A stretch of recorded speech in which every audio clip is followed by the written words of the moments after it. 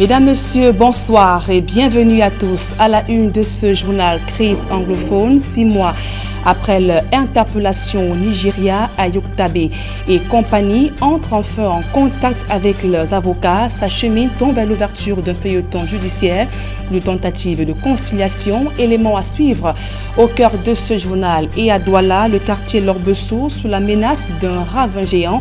Les pluies diluviennes qui s'abattent ces dernières semaines sur la ville ont provoqué des éboulements de terrain à proximité de ce ravin. Un péril plane sur de nombreuses familles.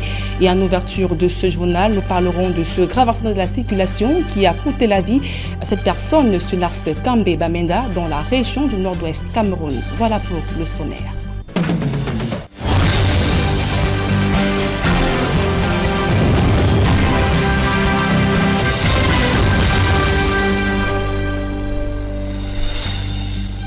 Mesdames, Messieurs, une fois encore, bonsoir et bienvenue à tous. Je vous le disais en titre, au moins 7 personnes ont péri ce lundi matin dans un grave accident de la circulation survenu sur l'axe Kambé-Bamenda dans la région du nord-ouest Cameroun. Les victimes se trouvaient sur une moto et à bord d'un camion de l'armée camerounaise. À en croire nos sources, le camion a percuté à l'arrière une moto qui avait 3 personnes.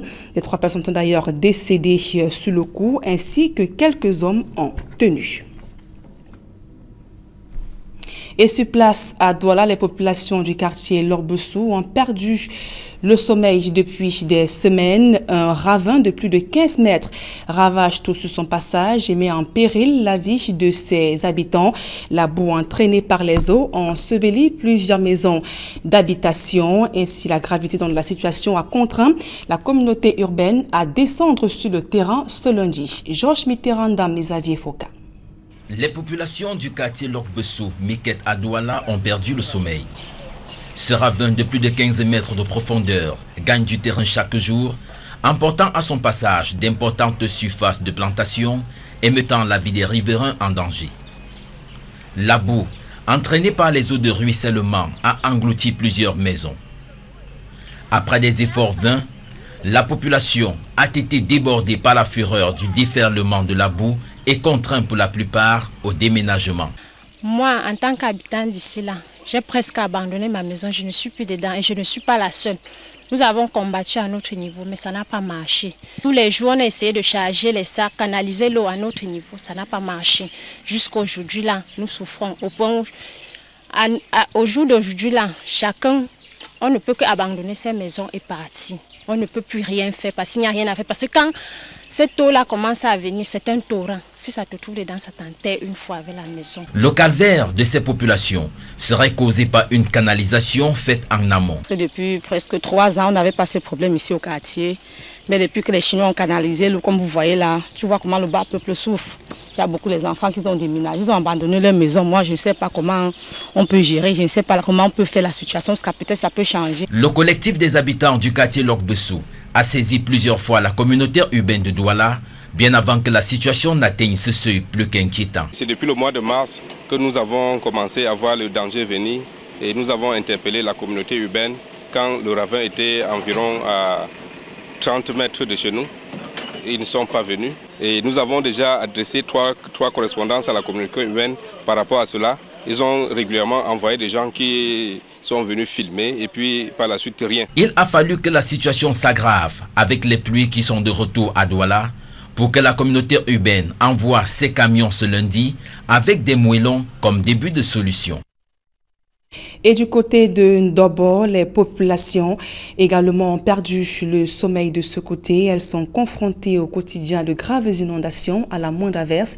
Ajoutez à cela l'insalubrité qui prend de l'ampleur dans ce quartier situé dans le 4e arrondissement de la ville de Douala. Robert Moukobé, Julien Berthe Bissaï. À première vue, cela pourrait paraître pour une blague. Pourtant, c'est la réalité. Un vieux congélateur servant de pirogue de fortune pour la traversée aux populations de Ndobo des églises. Ici, les habitants ont les pieds dans l'eau. À l'autre coin du quartier, quelques roues servent également de pont pour la traversée. Bâtis sur une zone marécageuse, les eaux stagnent un peu partout dans ce quartier en manque de route L'eau ne circule pas parce qu'il n'y a pas les rigoles. C'est bouché. Quand il pleut, la poubelle, ça bouche les rigoles. Pour que l'eau ne circule pas. Donc même le piéton, il n'y a pas moyen de marcher. Et toutes les routes sont gâtées.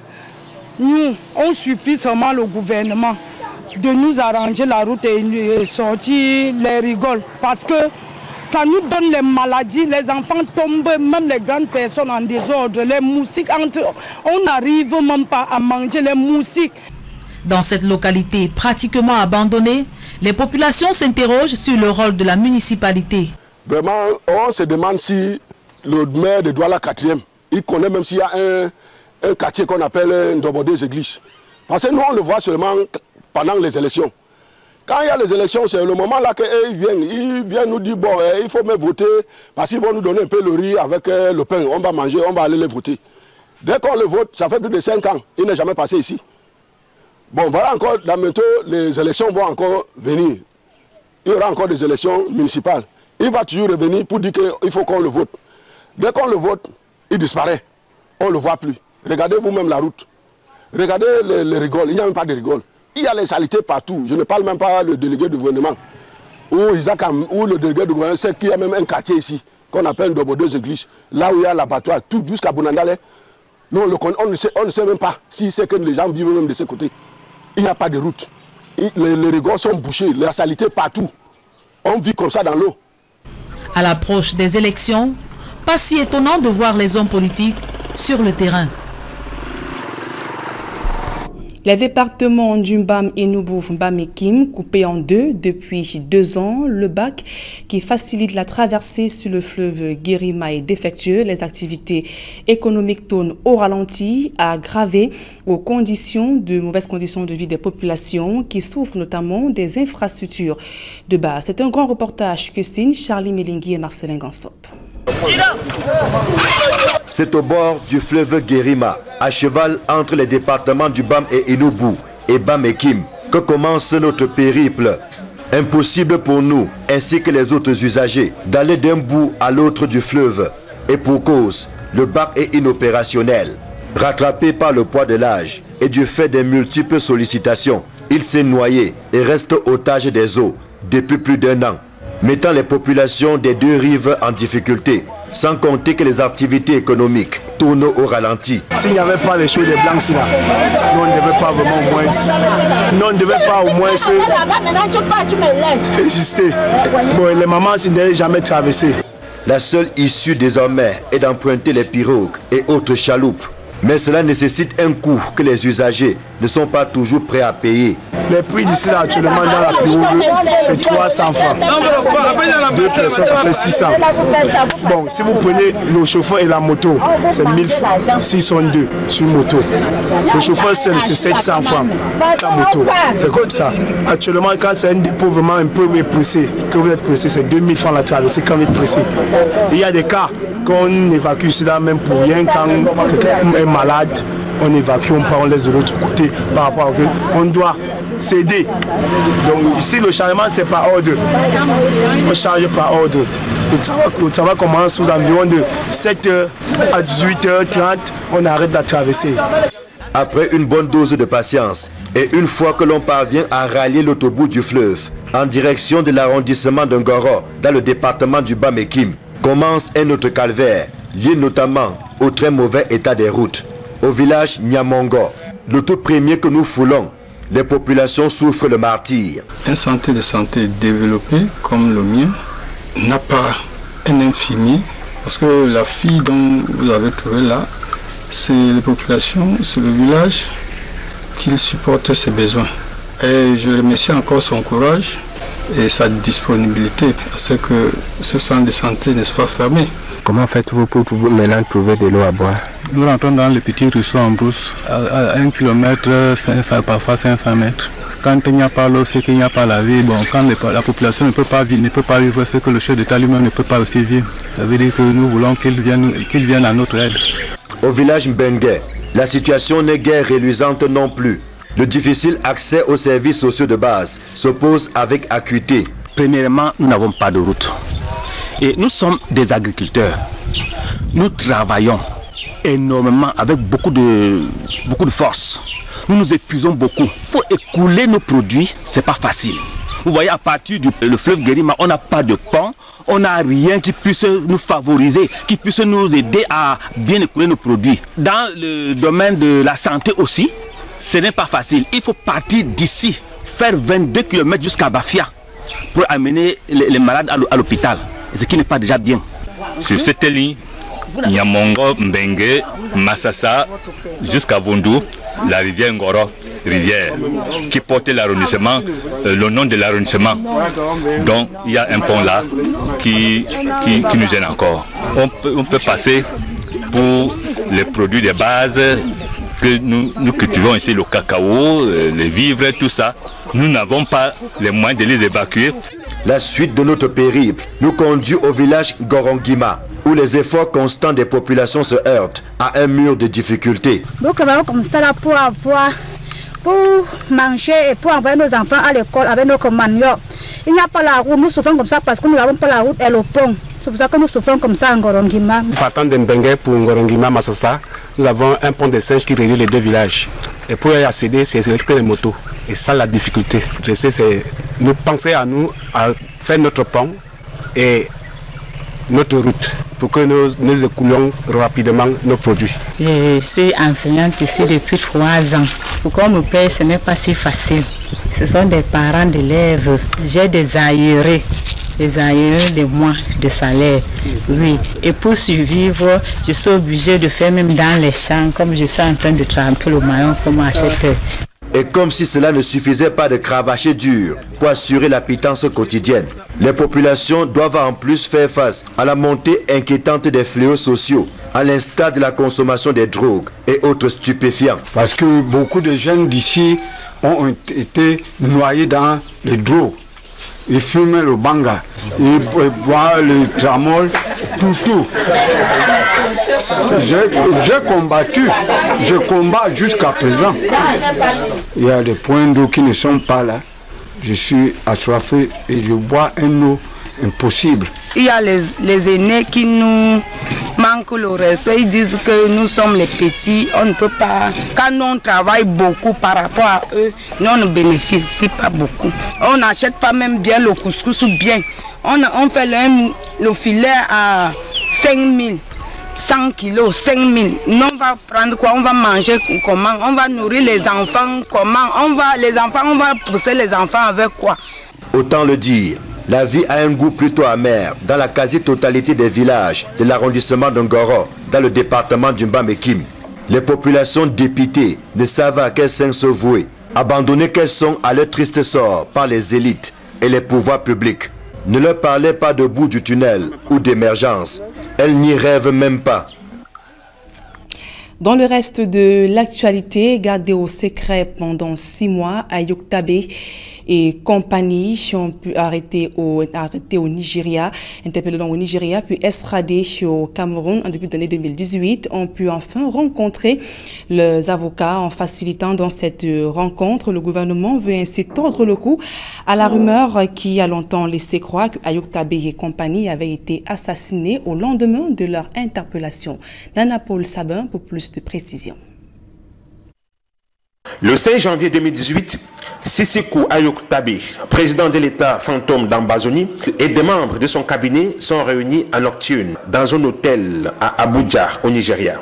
Séance tenante, ils sont surpris par des éléments du service secret de leur pays d'accueil. Mis aux arrêts, ces dirigeants séparatistes anglophones, au nombre de 47 selon les officiels, sont extradés sous très forte escorte à Yaoundé le 28 janvier 2018. Dans la capitale politique du Cameroun, Ayuk Tabé et ses 46 compagnons de lutte pour l'indépendance des régions anglophones sont gardés au secret. Le 29 janvier 2018, 4 avocats, à savoir Maître Félix Arbor Nkongo, Maître Claude Assira, Maître Yolande Ngor Mignongok et Maître Bernard Mouna, se présentent au secrétariat d'État à la Défense dans l'espoir de rencontrer les sécessionnistes rapatriés du Nigeria. Peine perdue, le colonel qui les reçoit n'accorde pas une suite favorable à leur demande.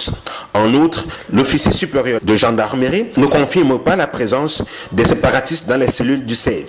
Cette attitude renforce la conviction de certains activistes de la crise anglophone qui pensent que Sissekou Ayok Tabé, le président de l'État fantôme d'Ambazonie, a été assassiné au lendemain de son arrestation au Nigeria. En réaction, le gouvernement camerounais multiplie des démentis sans convaincre la famille du leader des séparatistes, dont son épouse Lili Ayok Tabé, qui exige une vidéo qui prouve que son mari est encore en vie.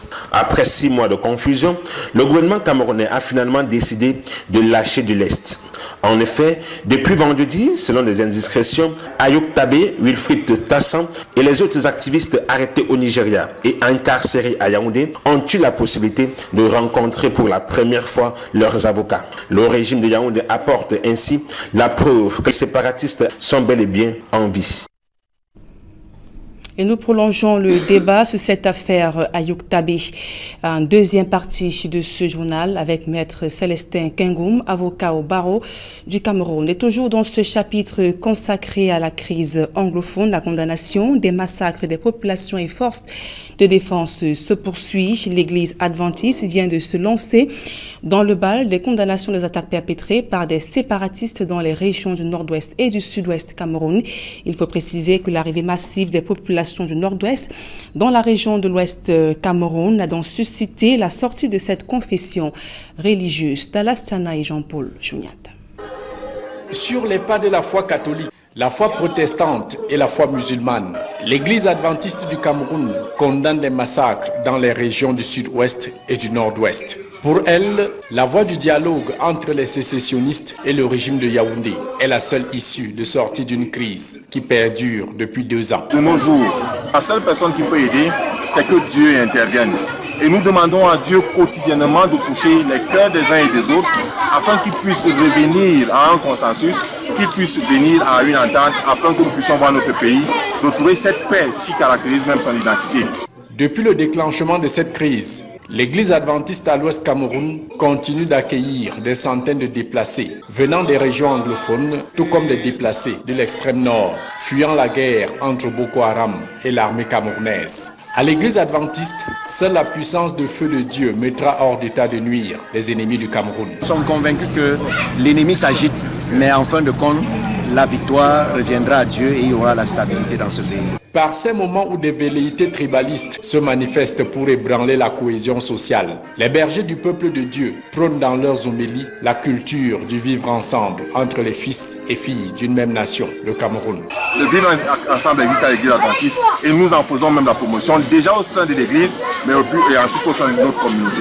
Au cours de l'installation de Imbé Jules Hervé, nouveau pasteur du district Mifinoun, l'intérimaire qui retourne à son district Menoua Bamboutos demande aux jeunes enclins à la facilité et aux déviances d'avoir pour seule boussole dans leur vie la parole de Dieu. Et au regard de l'enlisement de la crise anglophone, l'ex-ministre de la Santé publique au Cameroun, Urbain Olangena Awono, propose des pistes de solutions pour sortir le pays de la tourmente actuelle. Incarcéré à la prison centrale de Kondengui à Yaoundé, l'ex-ministre, dans son ouvrage, donc appelle à un dialogue national et inclusif. Note de lecture dans ce reportage de Guizoukou. Urbain Olangena Awono n'arrête pas sa réflexion sur l'être et les temps du Cameroun. On pourrait même dire que son statut de prisonnier de l'opération Épervier stimule sa prolixité d'essayiste. Après Mensonge d'État, désert de République au Cameroun, témoignage, il vient ainsi de publier aux éditions du Chabel un nouveau livre intitulé « Urgence d'un nouveau pacte républicain et social, rêve d'avenir pour le Cameroun », préfacé par Monseigneur Samuel Cléda, archevêque du diocèse de Douala, qui constate la témérité et la foi d'Urbain Olangena Awono en le Cameroun. Le livre souligne à grands traits l'urgence de revoir le Cameroun de fond en comble. L'auteur cible quelques chantiers majeurs à conduire pour reformer un Cameroun à ses yeux mal en point.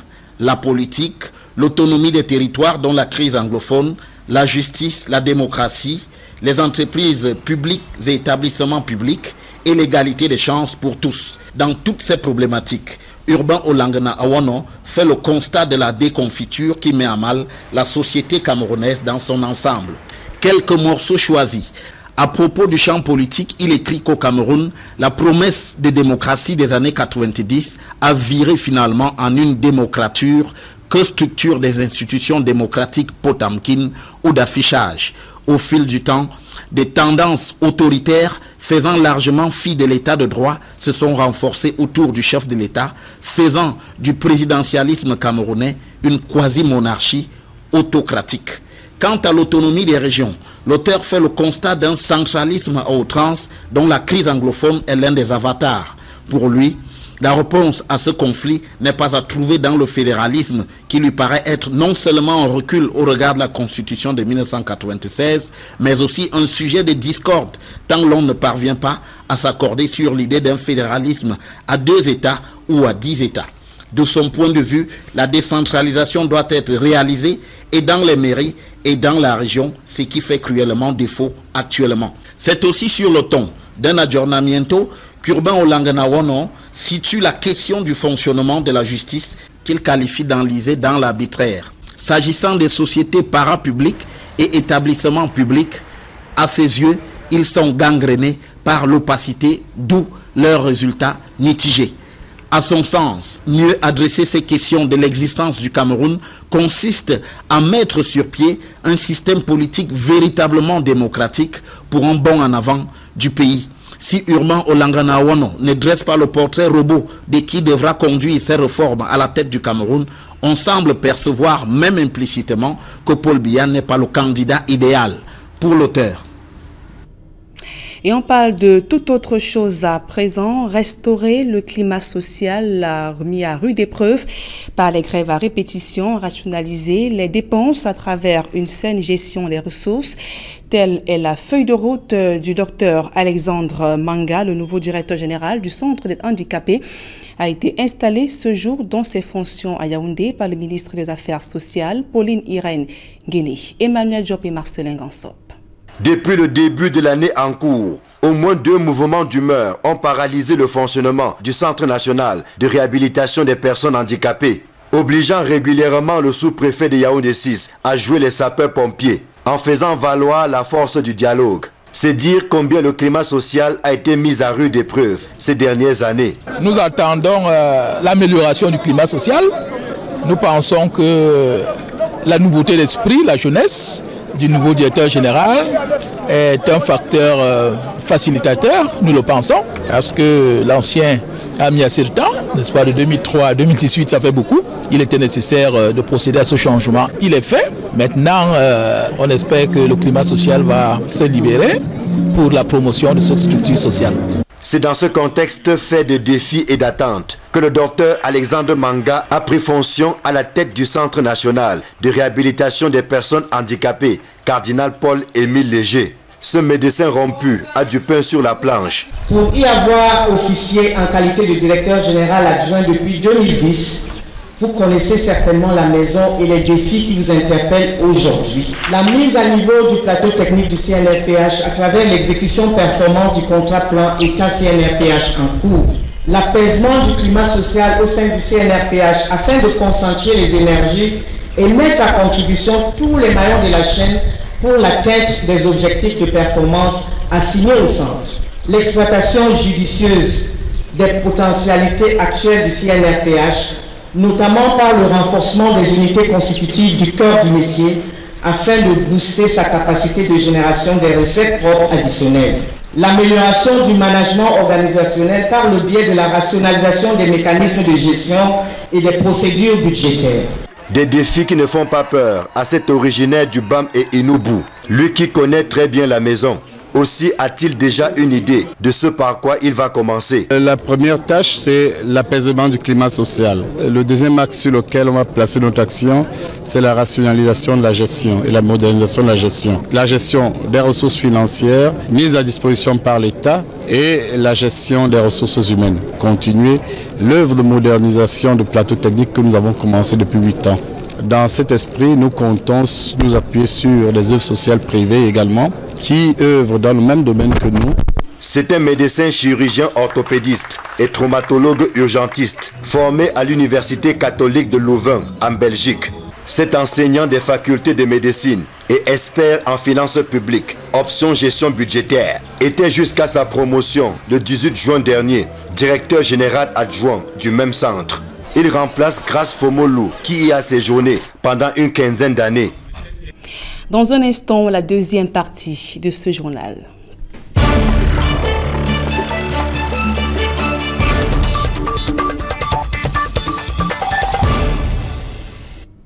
Et pour parler du rebondissement, de ce rebondissement dans l'affaire Ayouk Tabé et compagnie, nous recevons sur ce plateau du 20h Maître Célestin Kengoum. Bonsoir.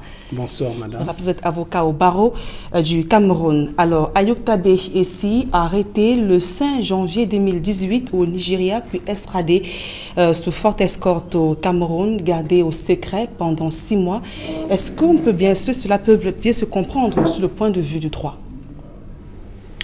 Du point de vue du droit, non, mais du point de vue politique, oui. Parce que c'est une affaire qui ne relève pas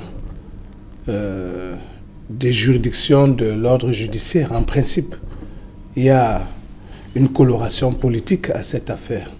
Oui. Donc, s'ils ont été gardés 6 mois, cela est contraire au code de procédure pénale, cela est contraire à la Constitution, parce que, voyez-vous, le droit de la défense, la présomption d'innocence sont des droits garantis par la Constitution. Donc ce n'est pas leur détention pendant 6 mois qui pose problème, parce que c'est prévu par la loi, mais c'est le fait qu'ils n'aient pas pu recevoir leurs avocats. Oui. Donc, être privé du droit de se faire assister par un avocat pendant 6 mois, c'est un abus. Oui. Et dans ce contexte, que prévoit la loi en la matière exactement? Non, il y a le mécanisme judiciaire pour toute personne qui est inculpée, selon qu'il s'agit d'un crime ou d'un délit.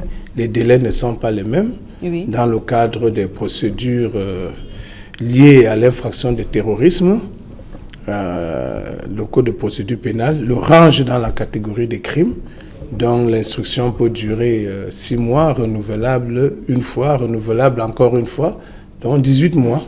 Oui. Donc pendant 18 mois, l'instruction peut, l'information judiciaire et l'instruction peut durer pendant cette... Donc 6 mois après, donc, le pouvoir de Yaoundé a finalement donné le feu vert pour que ses avocats entrent en contact avec eux, ceci après donc 6 mois gardés au secret. Donc quel peut être l'impact de cette ouverture sur le théâtre de la crise anglophone où la situation ne cesse de se dégrader au fil des jours? Non, je pense que c'est déjà une sorte... je pense que c'est déjà un début de la solution de cette crise. Parce que voyez-vous, les analystes ou ceux qui s'intéressent à l'évolution de la situation dans les 2 régions du nord-ouest et du sud-ouest pensent que pour décrisper l'atmosphère et amorcer la pente vers une réconciliation, vers la paix, il faut absolument libérer toutes ces personnes qui ont été arrêtées dans le cadre de cette affaire. Donc vous confirmez exactement que la libération d'Ayouk Tabé ici peut contribuer à une sortie de crise? Absolument, absolument. Mais je ne dis pas que le fait que ces avocats puissent aujourd'hui aller à sa rencontre pourrait expliquer ou bien pourrait être une preuve qu'ils seront libérés. Non, c'est dans le cadre du droit de la défense que ces avocats ont aujourd'hui accès à toutes ces personnes. Mais je pense que le pouvoir central devrait accélérer le processus de déconstruction de ce conflit qui n'a que trop duré et qui nous cause beaucoup de pertes, aussi bien en vie humaine que en ce qui concerne les dépenses militaires. Est-ce que ce nouvel épisode permettra d'avoir de façon une visibilité sur la suite de l'affaire à rapport de Benoît Santéique dans les prochains jours?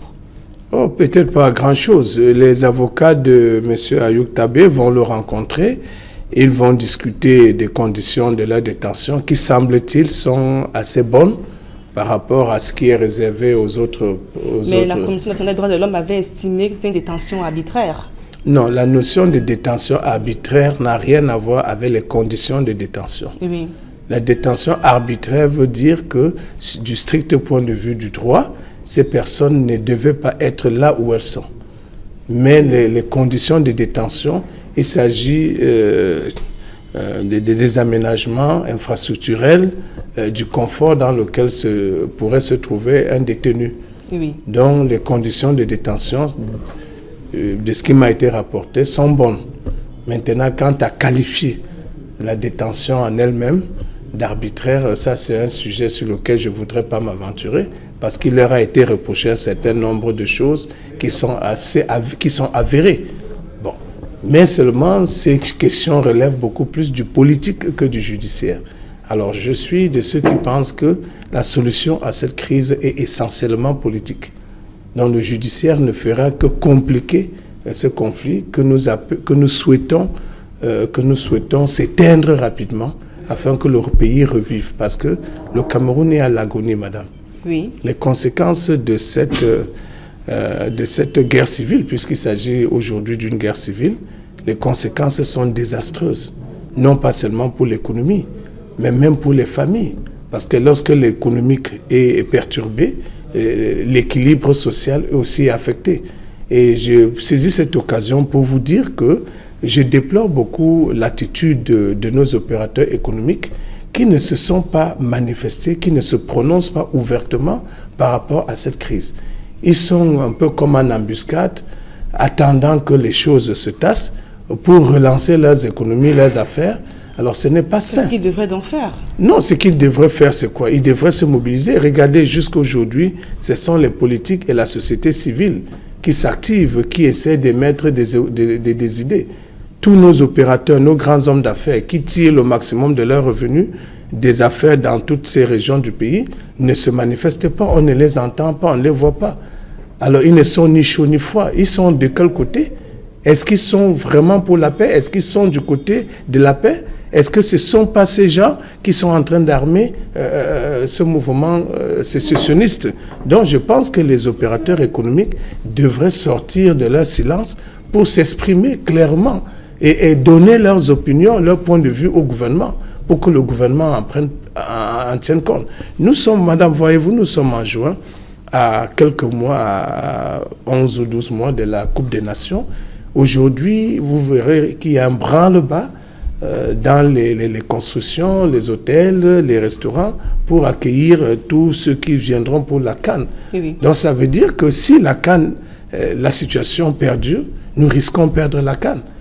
Et si la situation s'enlise, le Cameroun perdra et ses opérateurs économiques perdront leurs investissements. D'accord. Et parlons du cas Ayouk Tabé, revenons-en. Forcément, on s'achemine vers un feuilleton judiciaire. Alors, que pourrait-il se passer dans les prochains jours? Non, je ne pense pas que nous nous acheminons vers un feuilleton judiciaire. Je vous dis que nous n'avons pas intérêt à ouvrir encore une brèche de cette nature. Déjà, ceux qui avaient été arrêtés avec mon confrère Maître Congo Agbor, on avait relâché Congo Agbor et quelques-uns et on a laissé beaucoup d'autres personnes en détention. Moi, je m'attendais à une grâce présidentielle après leur condamnation. Donc, pour décrisper l'atmosphère, il faut libérer toutes ces personnes. Même Ayouk Tabé doit être libéré. Mais le véritable problème est qu'il n'y a pas un plan, pour l'amorce d'un dialogue. Les plénipotentiaires du gouvernement n'ont pas la légitimité nécessaire pour aller discuter de cette crise avec les